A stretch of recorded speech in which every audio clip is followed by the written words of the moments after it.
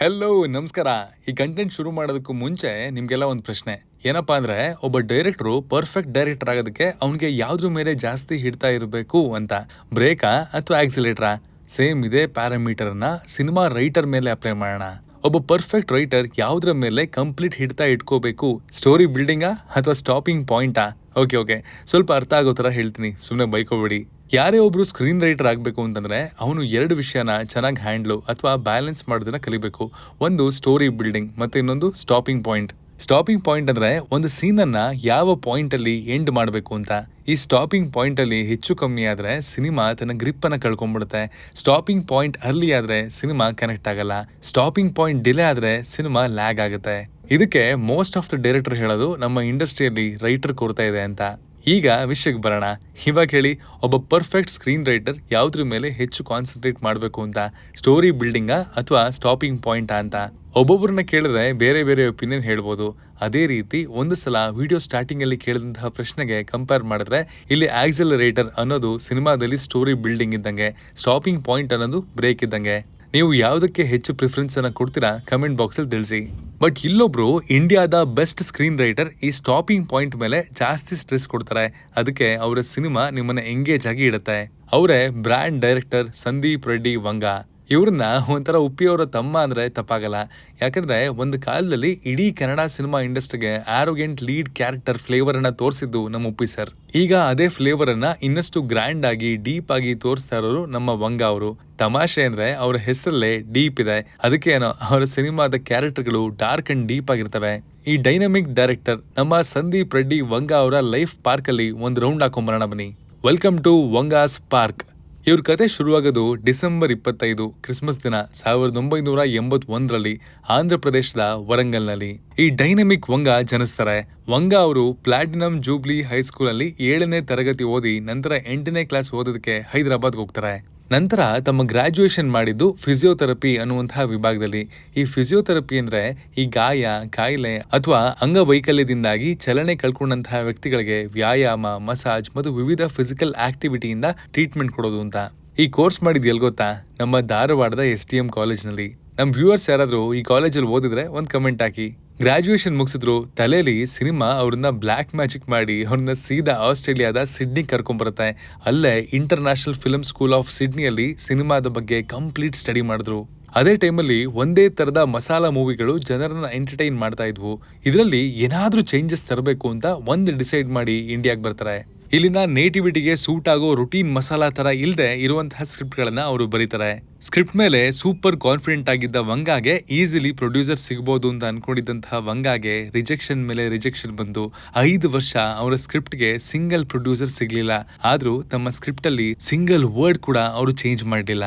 ಎಲ್ಲರೂ ಪ್ರೊಡ್ಯೂಸರ್ ಸಿಗದೆ ತಾವೇ ಪ್ರೊಡ್ಯೂಸ್ ಮಾಡುವಂತಹ ಪ್ಲಾನ್ ಮಾಡ್ತಾರೆ. 4 ಕೋಟಿಯಲ್ಲಿ ಒಂದು ಡೆಡ್ಲಿ ಮೂವಿನ ರೆಡಿ ಮಾಡ್ತಾರೆ. ಅದೇ ಅರ್ಜುನ್ ರೆಡ್ಡಿ. ಇದ್ರ ಬಗ್ಗೆ ಹೇಳ್ಬೇಕಾ? ವಿಜಯ್ ದೇವರಕೊಂಡ ಅನ್ನುವಂತಹ ಬ್ರ್ಯಾಂಡ್ ಸ್ಟಾರ್ಟ್ ಮಾಡಿದಂತಹ ಸಿನಿಮಾ ಇದು.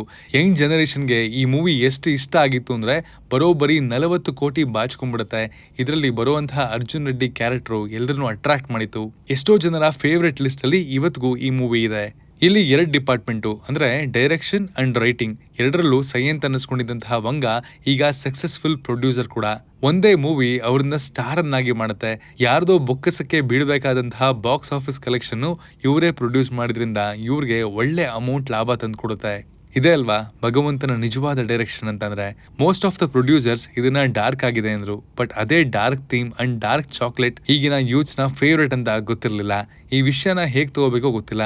ಡಾರ್ಕ್ ಥೀಮ್ಗಳು ಅಟ್ರಾಕ್ಟ್ ಮಾಡ್ಲಿ, ಆದ್ರೆ ಈಗಿನ ಯಂಗ್ ಜನರೇಷನ್ ಅಡಾಪ್ಟ್ ಮಾಡ್ಕೊಳ್ದೇ ಇರ್ಲಿ ಅನ್ನೋದೇ ನಮ್ಮ ಪಾಯಿಂಟ್. ಒಂದು ಸಿನಿಮಾದ ರಿದಮ್ ನಿರ್ಧಾರ ಆಗೋದು ಎಡಿಟಿಂಗ್ ಅಲ್ಲಿ. ಅಂಡ್ ಎಡಿಟರ್ ಕೈಯಲ್ಲಿ ಕಂಪ್ಲೀಟ್ ಸಿನಿಮಾ ಇದೆ ಅಂತ ನಂಬುವಂತಹ ವಂಗ ಅವರು ಕಂಪ್ಲೀಟ್ ಎಡಿಟಿಂಗ್ ಪ್ರೊಸೆಸ್ ನಲ್ಲಿ ಕುಳಿತುಕೋತಾ ಇದ್ರಂತೆ. ಸಿನಿಮಾನ ಎಮೋಷನಲಿ ತಗೊಳ್ಳೋರ ಮಧ್ಯೆ ಇವರು ಸಿನಿಮಾನ ತುಂಬಾ ಟೆಕ್ನಿಕಲ್ ಆಗಿ ಯೋಚನೆ ಮಾಡ್ತಾರೆ, ಜೊತೆಗೆ ಎಕ್ಸಿಕ್ಯೂಟ್ ಕೂಡ ಮಾಡ್ತಾರೆ. ಅದಕ್ಕೆ ಅವ್ರ ಸಿನಿಮಾ 3 ಗಂಟೆ ಇದ್ರು ಬೋರ್ ಅನ್ಸಲ್ಲ. ನಿಮ್ಮನ್ನ ಸ್ಟೋರಿ ಆರ್ಕ್ ನ ಒಳಗಡೆ ಹೇಳ್ಕೊಂಡ್ಬಿಡುತ್ತೆ. ಇಷ್ಟು ಮಾತ್ರ ಸಾಕಾಗಲ್ಲ ಅಂತ ವಂಗ ಅವರು ಮ್ಯೂಸಿಕ್ ವಿಷಯದಲ್ಲಿ ತುಂಬಾ ಚೂಸಿ. ಸೀನ್ ಬರೆಯೋದಕ್ಕೂ ಮುಂಚೆನೆ ಮ್ಯೂಸಿಕ್ ನ ತಲೆಯಲ್ಲಿ ಇಟ್ಕೊಂಡು ಬರೀತಾರೆ. ಸಿನಿಮಾ ಅಂದ್ರೆ ಇದೆ ಅಲ್ವಾ, ಸಿನಿಮಾನ ಡಿಸ್ಕ್ರೀಟ್ ಪ್ರೋಸೆಸ್ ಅಂತ ಅನ್ಕೊಂಡಿದ್ದವ್ರಿಗೆ ಇದು ಕಂಟಿನ್ಯೂಸ್ ಪ್ರೋಸೆಸ್ ಅಂತ ವಂಗ ಅವರು ಸ್ಟ್ರಾಂಗ್ ಆಗಿ ಬಿಲೀವ್ ಮಾಡಿಸಿದ್ರು. ಇವರ ಇಂಟರ್ವ್ಯೂ ಅಲ್ಲಿ ಹೇಳಿದಂತಹ ಮಾತು ಇನ್ನೂ ನೆನಪಿದೆ. ಸಪೋಸ್ ಅರ್ಜುನ್ ರೆಡ್ಡಿ ಫ್ಲಾಪ್ ಆಗಿದ್ರೆ ಇವರ ಇಡೀ ಕುಟುಂಬನೇ ಬರ್ಬಾದ್ ಆಗ್ತಿತ್ತಂತೆ. ಇದೇ ಮಾತು ದ್ವಾರಕೀಶ್ ಅವರನ್ನ ನೆನಪು ಮಾಡಿಸ್ತು ಡ್ಯೂರಿಂಗ್ ಆಪ್ತ ಮಿತ್ರ. ಎಲ್ಲ ಅಂದ್ರೆ ಎಲ್ಲಾನು ಆಪ್ತಮಿತ್ರಕ್ಕೆ ಇನ್ವೆಸ್ಟ್ ಮಾಡಿದ್ರಂತೆ. 19 ಕನ್ಸಿಕ್ಯೂಟಿವ್ ಫೇಲ್ಯೂರ್, ಒಂದಲ್ಲ ಎರಡಲ್ಲ 19 ಫ್ಲಾಪ್ ಸಿನಿಮಾ ಆದ್ಮೇಲೆ ಎವ್ರಿ ಪೆನ್ನಿನೂ ಇದ್ರ ಮೇಲೆ ಇನ್ವೆಸ್ಟ್ ಮಾಡಿದ್ರಂತೆ. ರೆಸ್ಟ್ ಇಸ್ ಹಿಸ್ಟ್ರಿ ಬಿಡಿ. ಇದನ್ನೇ ಫಿನಿಕ್ಸ್ ಮೂಮೆಂಟ್ ಅಂತ ಅಂತಾರೆ. ಇದೇ ತರ ಬಂದವರು ನಮ್ಮ Vanga. Hats off to both ವಾರ್ಕಿಶ್ and Vanga for giving wonderful cinemas. 2017ರ ಮ್ಯಾಸಿವ್ ಹಿಟ್ ನಂತರ 2019ರಲ್ಲಿ ಅದೇ ಸಿನಿಮಾನ ಹಿಂದಿಲಿ ರೀಮೇಕ್ ಮಾಡ್ತಾರೆ. ರೀಮೇಕ್ ಸಿನಿಮಾಗಳನ್ನ ಜನ ಮೂಲೆ ಗುಂಪು ಮಾಡ್ತಿದ್ದಂತಹ ಟೈಮ್ ಅದು. ಆ ಟೈಮಲ್ಲಿ 60 ಕೋಟಿ ಹಾಕಿ ಕಬೀರ್ ಸಿಂಗ್ ಮಾಡ್ತಾರೆ. ಈ ಸಲ ಹಿಸ್ಟ್ರಿ ರಿಪೀಟ್ ಆಗುತ್ತೆ. ಬರೋಬ್ಬರಿ 379 ಕೋಟಿ ವರ್ಲ್ಡ್ ವೈಡ್ ಗ್ರಾಸ್ ಕಲೆಕ್ಷನ್ ಮಾಡುತ್ತೆ. ಕಬೀರ್ ಸಿಂಗ್ ಆಗಿ ಶಾಹಿದ್ ಕಪೂರ್ ಅವ್ರನ್ನ ಮ್ಯಾಜಿಕಲ್ ಆಗಿ ತೋರಿಸಿದ್ದು ವಂಗ ಅವರೇ. ಪಾಪ ಸಿಗರೇಟ್ ಅನ್ನ ಸೇದದೇ ಇರುವಂತಹ ಶಾಹಿದ್ ಅವರ ಕೈಯಲ್ಲಿ 20 ಸಿಗರೇಟ್ ಸೇದಿಸ್ತಾ ಇದ್ರಂತೆ. ಸಿಗರೇಟ್ ವಾಸನೆ ಹೋಗೋದಕ್ಕೆ 1 ಗಂಟೆ ಸ್ನಾನ ಮಾಡ್ತಾ ಇದ್ರಂತೆ. ಆಮೇಲೆನೆ ಮಕ್ಕಳ ಜೊತೆ ಟೈಮ್ ಸ್ಪೆಂಡ್ ಮಾಡ್ತಾ ಇದ್ದಂತೆ. ಬಟ್ ಈ ಕ್ಯಾರೆಕ್ಟರ್ಗೆ ರಣಬೀರ್ ಅವ್ರನ್ನ ಅಪ್ರೋಚ್ ಮಾಡಿದ್ರಂತೆ. ಕಾರಣಾಂತರಗಳಿಂದ ಅವರು ಈ ಪ್ರಾಜೆಕ್ಟ್ ಇಂದ ದೂರ ಉಳಿದ್ರು. ಇಷ್ಟೆಲ್ಲ ಸಕ್ಸಸ್ ಬಂದ್ಮೇಲೆ ನೆಗೆಟಿವ್ ಇರಲೇಬೇಕಲ್ಲ. Most of the cinema critic ಇಂದ ಟಾಕ್ಸಿಕ್ ಮ್ಯಾಸ್ಕ್ಯುಲಾನಿಟಿ ಪೋರ್ಟ್ರೇ ಮಾಡುವಂತಹ ಸಿನಿಮಾ ಅಂತ ಹೇಳೋದಕ್ಕೆ ಸ್ಟಾರ್ಟ್ ಆಯ್ತು. ಈ ನೆಗೆಟಿವಿಟಿ ಅನ್ನುವಂತಹ ಬೆಂಕಿಗೆ ವಂಗ ಅವರು ನೀರ್ ಬಿಟ್ಟು ಪೆಟ್ರೋಲ್ ಹಾಕಿದ್ರು. ಆ ಪೆಟ್ರೋಲ್ ಹೆಸರೇ ಅನಿಮಲ್. ಈ ಸಿನಿಮಾದ ಬಗ್ಗೆ ಏನ್ ಹೇಳಿ, ರಣಬೀರ್ ಕಪೂರ್ ಅವರ top notch acting, songs, fights, sentiment ಎಲ್ಲದರ ಪ್ಯಾಕೇಜ್ ಆಗಿತ್ತು ಇದು. ಈ ಸಿನಿಮಾ ಸ್ಟ್ಯಾಂಡ್ ಔಟ್ ಆಗಿದ್ದು ಇದರಲ್ಲಿ ಬರುವಂತಹ ಟಾಕ್ಸಿಕ್ ಮಸ್ಕ್ಯುಲಾನಿಟಿ ಅಂಡ್ ಬ್ರೂಟಾಲಿಟಿಗೆ. ಪಾತಾಳಕ್ಕೆ ಬೀಳ್ತಾ ಇದ್ದಂತಹ ಬಾಲಿವುಡ್ ನ ಟ್ರ್ಯಾಕ್ ತಂದಿದ್ದು ಇದೇ ಅನಿಮಲ್ ಅನ್ನುವಂತಹ ಸಿನಿಮಾ. ಟ್ರಾಲ್ ನೆಗೆಟಿವಿಟಿ ಮಧ್ಯೆನೆ ಸಿನಿಮಾ ಬಾಕ್ಸ್ ಆಫೀಸ್ ನ ಸೈಲೆಂಟ್ ಆಗಿ ಪುಡಿ ಪುಡಿ ಮಾಡ್ತು. 917 ಕೋಟಿ world wide gross collection, just tremendous. Songs ಬಗ್ಗೆ ಸ್ಪೆಷಲ್ ಅಪ್ಲಾಸ್ ಕೊಡ್ಲೇಬೇಕು. ಹರ್ಷವರ್ಧನ್ ರಾಮೇಶ್ವರ್ ಅವರ ಫಿನಾಮಿನಲ್ ವರ್ಕ್ ಇದೆ. ಅರ್ಜೆಂಟ್ ವೈಲಿ ಸಾಂಗ್ ಎಲ್ಲರೂ ಕೇಳೇ ಇರ್ತೀರಾ. ಈ ಸಾಂಗ್ ಲಿರಿಕ್ಸ್ ನ ಕ್ಲೀನ್ ಆಗಿ ಅಬ್ಸರ್ವ್ ಮಾಡಿದ್ರೆ ಇದು ಸಿಖ್ ಹಿಸ್ಟ್ರಿಯ ವೀರಗಾಥೆ. ಇದನ್ನ ಒಂದು ಕಮರ್ಷಿಯಲ್ ಮಾಸ್ ಮೂವಿಗೆ ಆಡ್ ಮಾಡಿ ರಣ್ ವಿಜಯ್ ಸಿಂಗ್ ಅನ್ನುವಂತಹ ಸಿಖ್ ಕ್ಯಾರೆಕ್ಟರ್ನ ಎಲಿವೇಟ್ ಮಾಡ್ತಾರೆ. ವಿಲನ್ ಅಬ್ರಾರ್ ಬಗ್ಗೆ ಹೇಳ್ಬೇಕಾ? ಅದೇ ಟೈಮಲ್ಲಿ ವಿಲನ್ ಅಂದ್ರೆ ಉದ್ದುದ್ದ ಡೈಲಾಗ್ ಹೊಡೆಯೋದು, ಜೋರಾಗಿ ಕೂಗಾಡೋದು. ಬಟ್ ಅಬ್ರಾರ್ ಕ್ಯಾರೆಕ್ಟರ್ ಮಾಡಿರುವಂತಹ ಬಾಬಿ ಡಿಯೋಲ್ ಸಿಂಗಲ್ ವರ್ಲ್ಡ್ ಮಾತಾಡಲ್ಲ. ಡೆಡ್ಲಿ ಆಕ್ಟಿಂಗ್ ಮೂಲಕ ಸಿನಿಮಾನ ಇನ್ನೊಂದು ಲೆವೆಲ್ಗೆ ತಗೊಂಡು ಹೋದ್ರು. ಈ ಸಿನಿಮಾದಲ್ಲಿ ಬಂದಿರುವಂತಹ ಮೆಷಿನ್ ಗನ್ ಯಾವ್ದೋ CGI ಇಂದ ಮಾಡಿದ್ದಲ್ಲ ಅಂತೆ. ಆ ಮೆಷಿನ್ ತಯಾರು ಮಾಡೋದಕ್ಕೆ 4 ತಿಂಗಳು ತಗೊಂಡಿದ್ರಂತೆ. 500 kg ಸ್ಟೀಲ್ ಅನ್ನ ಯೂಸ್ ಮಾಡಿದ್ದಾರೆ. ಇಂಟರ್ವೆಲ್ ಫೈಟ್ ಸೀಕ್ವೆನ್ಸ್ ಅನ್ನ ಬಾಡಿ ಡಬ್ಬಲ್ ಇಲ್ಲದೆ ಶೂಟ್ ಮಾಡಿದ್ದು ಡೈರೆಕ್ಟರ್ ನ ಕ್ರೇಜಿನೆಸ್ ತೋರಿಸುತ್ತೆ. ವಂಗ ಅವರ ಬತ್ತಳಿಕೆಯಲ್ಲಿ ಇಂಥದ್ದೇ ಸಾಲು ಸಾಲು ಕ್ರೇಜಿ ಪ್ರಾಜೆಕ್ಟ್ ಗಳಿವೆ. ಪ್ರಭಾಸ್ ಜೊತೆಗಿನ ಸ್ಪಿರಿಟ್ ಅಂಡ್ ಅನಿಮಲ್ ಪಾರ್ಕ್ ನಾನಂತೂ ಫುಲ್ ಎಕ್ಸೈಟೆಡ್ ಆಗಿ ಕಾಯ್ತಾ ಇದ್ದೀನಿ. ನೋಡೋಣ ಈ ಸಿನಿಮಾ ಎಷ್ಟು ಜನಕ್ಕೆ ಯಾವ ತರ ಹೈ ಕೊಡುತ್ತೆ ಅಂತ. ನಮ್ ಕಡೆಯಿಂದ ಅವರ ಎಲ್ಲಾ ಸಿನಿಮಾಗೂ ಬೆಸ್ಟ್ ವಿಶಸ್ ತಿಳಿಸ್ತಾ ಈ ವಂಗ ಅವರ ಜರ್ನಿಯನ್ನ ಇಲ್ಲಿಗೆ ಸ್ಟಾಪ್ ಮಾಡ್ತಾ ಇದ್ದೀನಿ.